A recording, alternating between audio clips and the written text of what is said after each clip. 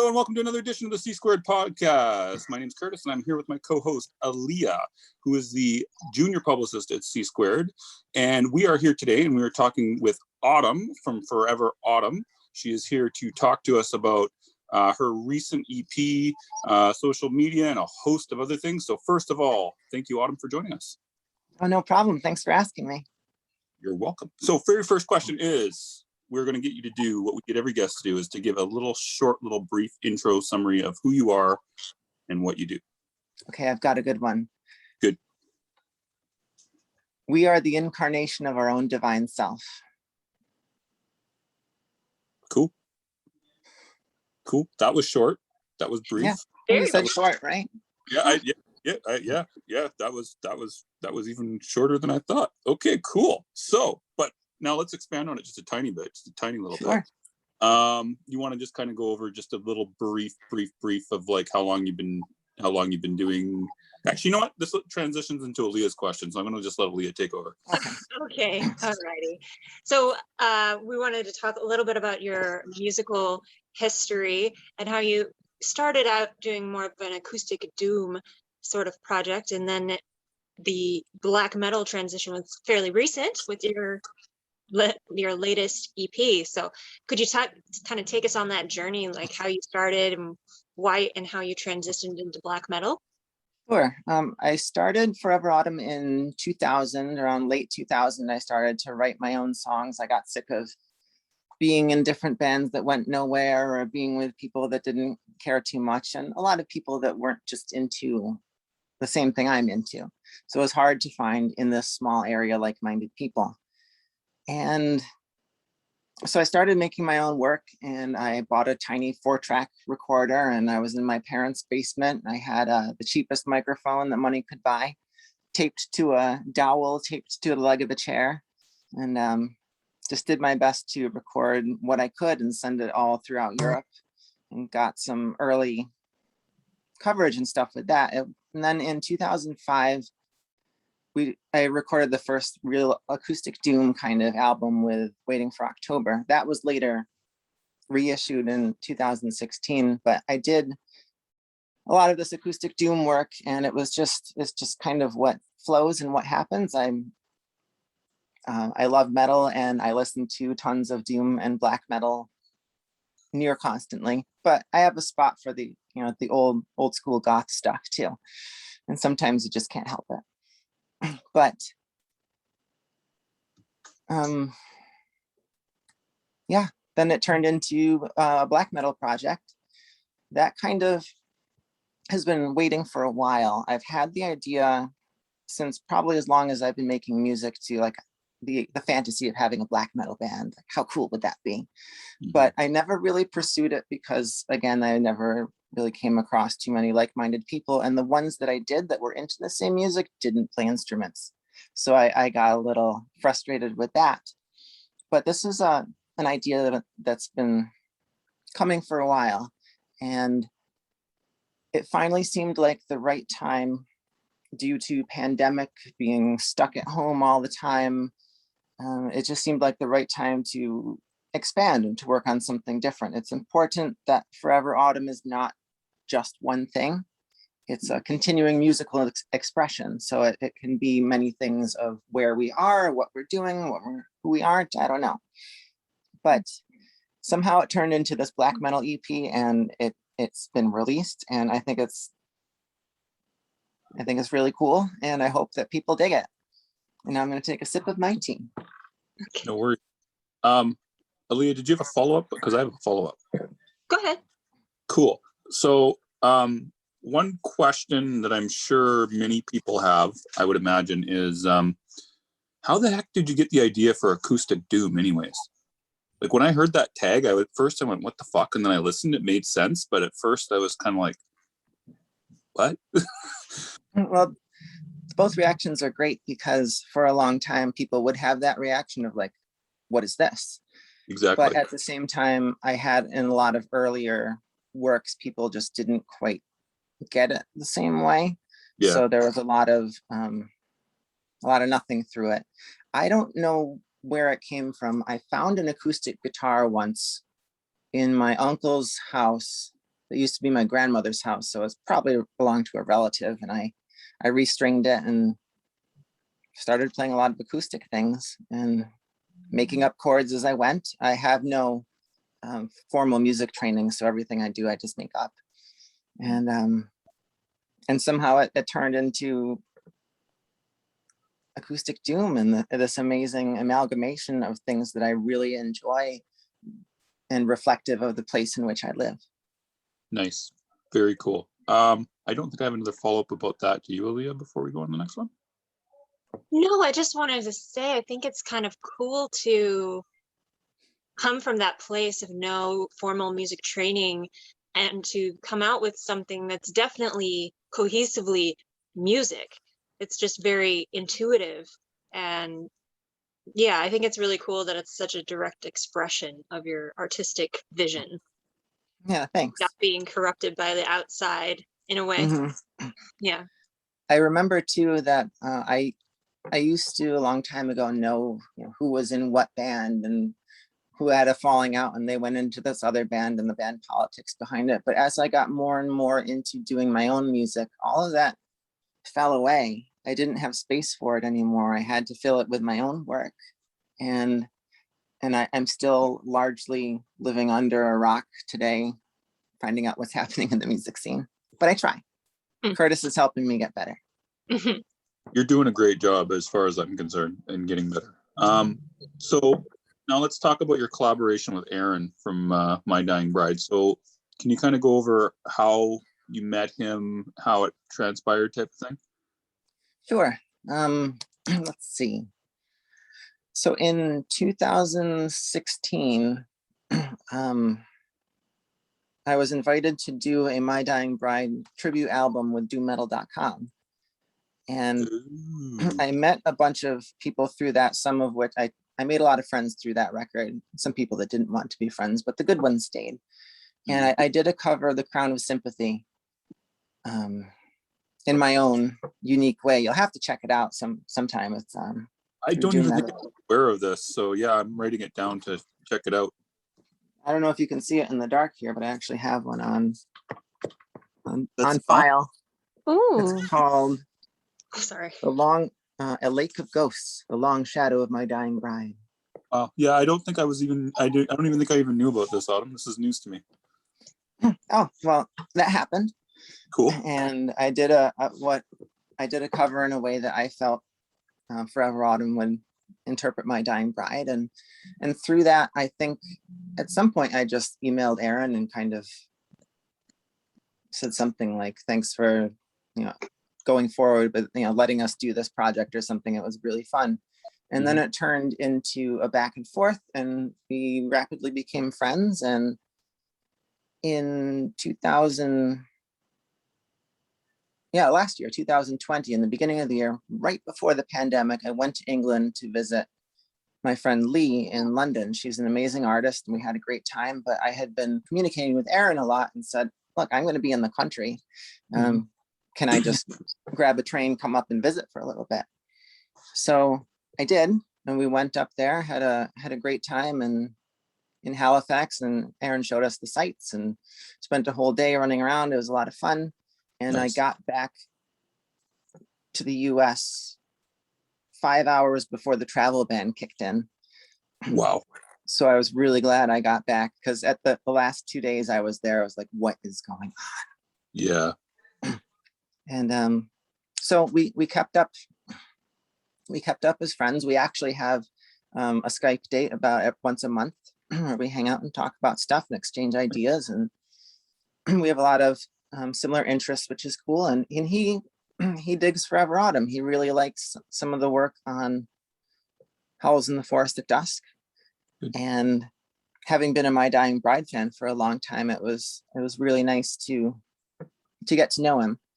Cool. So I was working on Hail the Forest Dark, and I had this spot in one song that ended up being The Firmament in Absence that I just thought Aaron's voice would work perfectly here. I wonder if he would actually do it. So I asked him, and he was happy and jumped to the chance and said, yeah, that would be great. So we had a good overseas back and forth of collaborating and working on things. And talking about the record, and somehow it birthed this 3-song black metal EP that came seemingly out of nowhere, but it's been percolating for a long time. Awesome. Yeah, I think I'm good on the Aaron question. How about you, Aaliyah? Yeah, Cool. Okay, I'll let you go. Okay. Well, let's talk about your outside interests a little bit. I noticed on your Instagram you have a lot of varied interests, including like fantasy and video games, and particularly I noticed an old Soul Reaver cartridge. Just one of my favorite games. One of the only games that I've like really gotten majorly engaged in. Mhm. How do you feel like it? Do you feel like it helps keep your fan base engaged, or helps you connect with them in a way? I don't know. I hope so, though. I really enjoy video games, especially older video games. There's something almost meditative about it. And when other things are kind of going awry, I can distract myself and get into this fantastical world where I can jump on mushrooms and plant carrots and things. So it's a very important coping tool for a lot of things like that. And if I find any like-minded people that happen to love playing Yar's Revenge on the Atari 2600, I do feel a bit of a kinship. And just right now, talking about Soul Reaver, that's an amazing game. And I had played it numerous times, but never finished it until this last year during pandemic, when I had lots of time for lots of video games. But in between making a whole new visual art series and making a 3-song EP, so I guess I was probably pretty busy. Well, yeah, as a lot of artists are. So Autumn, how many consoles do you have anyways? Like you seem to have like a million. Like how many do you actually have? How many what? Consoles do you have, like video game consoles? I do have a lot. Should I list them? If you want to. I'm actually kind of curious what the hell you actually have, because you seem like you have everything. Let me count on my fingers. I have an Atari 2600. I recently acquired an Atari 5200 and an Atari 7800. The 5200 is kind of, something's wrong. I need to replace one of the little circuit things, but I don't really know how to do that. So John's going to help me. And I have an NES, Super Nintendo, Sega Genesis, Sega Master System, Sega Dreamcast. Sega Saturn is still relatively new. At the time that came out, I was playing a lot more computer games, so I missed a lot of what happened during that era. I have a Sega CD, the old one, not the sideways one, but the good up and down one. Yep. The first place, I have PlayStation 1, 2, 3, and now I have 4, which I was a little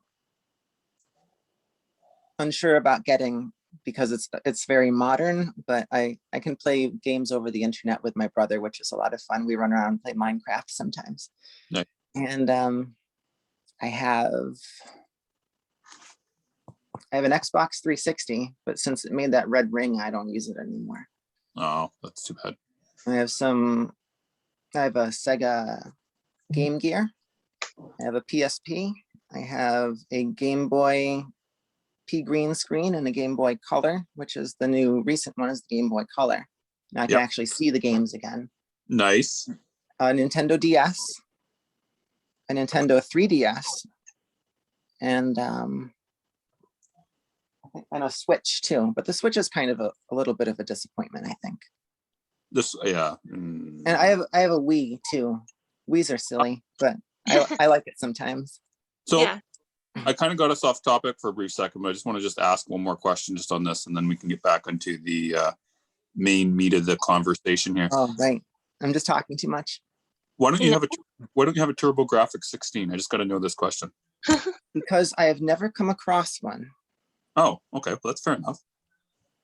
Okay. And I have wanted a TurboGrafx 16 ever since they advertised them on television. I thought they were one of the coolest things in the world, but I've just never come across one. Okay, fair enough. I just was surprised because you got everything else except for that. So. Well, I'll get one. I'll get one, and you can come over and we'll play something. Nice. There was a mini version that came out last year. I don't know if you saw that. Oh, that's cool. Yeah, it was like a little mini Nintendo one, so that they were like $150. I think I can't remember what it Oh, wow. seemed like the price, but anyways. I had to spend all my money on the record anyway. So. There you go. Well, yeah, so you can't afford it anyway. So, anyways, but once we sell out, though, you can afford it. That's right. There you go. TurboGrafx 16 coming my way. That's right. Yeah, Aaliyah's next. I hijacked the conversation. It's all good. You mentioned though that you didn't know if you felt like the post about video games gained traction with your fans. Do you feel like what posts do you feel do gain more traction with your fans? That candle just lit up. Mm-hmm. I feel like hopefully my photography does. Mm. And it seemed, and Curtis was right that when I include myself in self-portraits in Instagram posts, that they seem to actually do better than when I don't. I was skeptical about that. I thought that was ridiculous, but it actually seems to be true. Maybe people want to look at me. We're clipping this out as a testimonial for me. Curtis was right. He told me to do it. It's okay. I'll say it again if I need to, for the record. Cool. It is being recorded out of so, but the selfies generally get you like 2 to 3 times the normal likes, correct? Correct. And I want to say that it hurts my heart that the art of the self-portrait has been degraded to something such as the selfie. Continue. Okay. Well, I understand what you mean. Like there are good ways to do a selfie artistically, but you know, I definitely have done my fair share of shitty car selfies that aren't, they have no substance, you know. Okay. Whatever. I've been using a Polaroid a little bit to take self-portraits and then taking a picture of the Polaroid with my phone so I can put it on the interwebs. That's really cool. I like that idea a lot. I've actually seen I've seen some other people do that. And I think it's a nice idea to keep that more traditional photography feel. Yeah, I think that's really important too. I have a dark room. I mostly shoot film. I've been playing with my medium format camera recently, and I think it's really important to keep that alive. Yeah. I'm also very stubborn and didn't want to go digital. Fair. Have you been taking photos, doing photography your whole life pretty much, or when did you? I probably started around the same time or a little before I started Forever Autumn. I do a lot of visual work. I got my degree in fine arts, and I don't know where it went. It's somewhere though, and it has my name on it. But